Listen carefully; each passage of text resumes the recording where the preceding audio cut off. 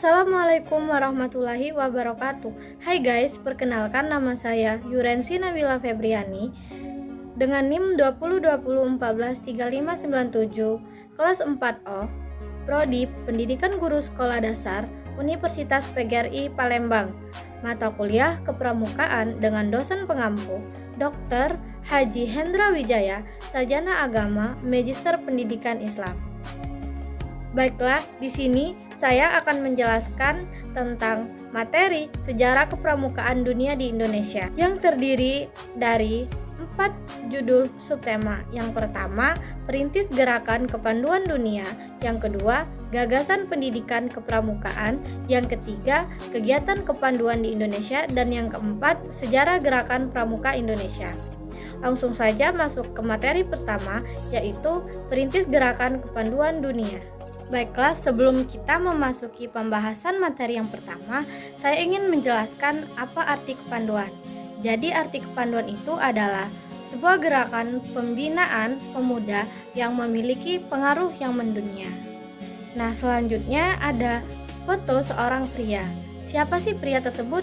Nah, jadi pria tersebut adalah Robert Stephenson Smith Baden-Powell, atau yang biasa kita sebut dengan Lord Baden-Powell. Lord Baden-Powell ini lahir pada tanggal 22 Februari tahun 1957 di Paddington, London, Inggris.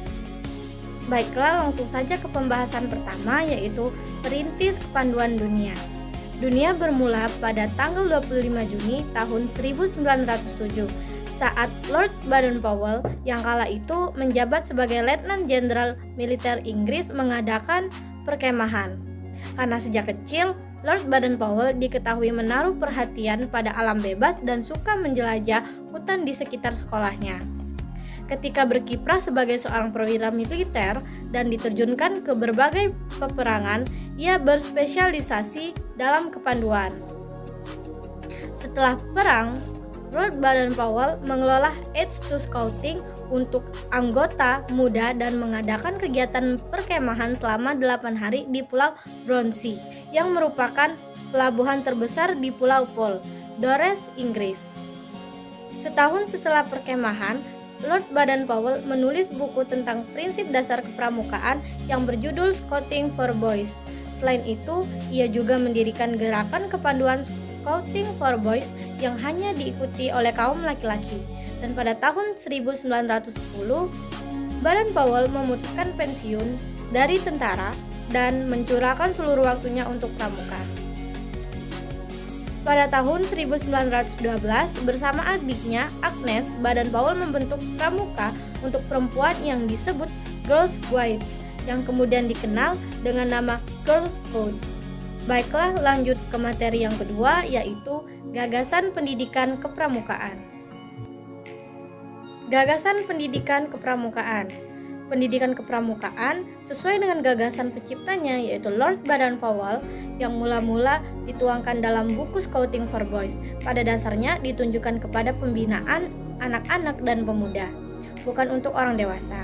Namun, untuk menunjang keberhasilan pembinaan peserta didik itu perlu adanya pendidikan untuk orang dewasa yang akan bertindak sebagai pamong dengan sikap yang sesuai dengan sistem pamong, membawa peserta didik kepada tujuan gerakan kepramukaan. Dengan demikian, maka fungsi pendidikan kepramukaan akan berbeda, yaitu untuk anak-anak, pemuda berfungsi sebagai permainan atau kegiatan yang menarik, sedangkan bagi orang dewasa merupakan pengabdian dan para sukarelawan. Baiklah, lanjut ke materi yang ketiga, yaitu kegiatan kepanduan di Indonesia. Pramuka adalah singkatan dari Praja Muda Karana, yang artinya rakyat muda yang suka berkarya. Pramuka merupakan organisasi atau gerakan kepanduan. Kepramukaan merupakan wadah proses pendidikan nonformal dalam bentuk karakter generasi bangsa yang dilaksanakan di Indonesia. Dalam dunia internasional, pramuka disebut dengan istilah kepanduan atau Boy Scout. Adapun tingkatan Anggota Gerakan Pramuka yang terdiri dari yang pertama, Siaga yang terdiri dari usia 7-10 tahun. Yang kedua ada Penggalang yang terdiri dari usia 11-15 tahun. Dan yang ketiga ada Penegak usia 16 sampai usia 20 tahun. Dan yang terakhir ada Pendega yaitu usia 21 sampai 25 tahun. Kegiatan pramuka biasanya dilakukan di alam terbuka di mana terdapat aktivitas yang menyenangkan, menarik, sehat, terarah sesuai dengan prinsip dasar kepramukaan. Yang keempat yaitu sejarah gerakan pramuka. Perkembangan pramuka Indonesia terjadi pada 3 periode, yaitu mulai dari masa penjajahan Belanda, masa penjajahan Jepang, dan pasca kemerdekaan Indonesia. Gerakan pramuka Indonesia lahir pada tahun 1961, merujuk pada Kepres RI nomor 112 tahun 1961 tanggal 5 April tahun 1961 tentang Panitia Pembantu Pelaksanaan Pembentukan Gerakan Pramuka.